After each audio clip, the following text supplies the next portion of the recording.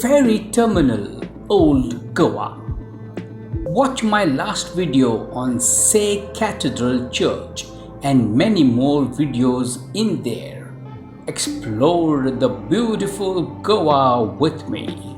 Hi there and welcome to my channel. Please do like and subscribe to my channel.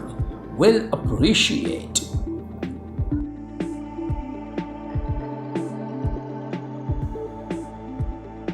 I took a free ride on the ferry to reach across the Divar Island.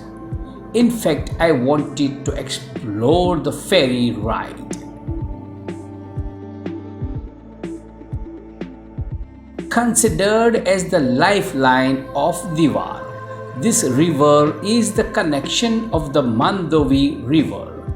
Hence, along with the Rai Bandar ferry terminal, this ferry is the main source to the people of Divar Island for crossing across.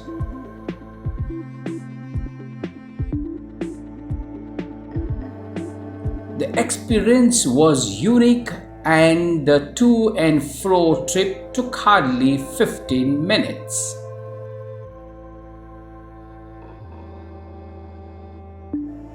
The ride is free except for vehicle. Some nominal fare is charged depending on the type of the vehicle.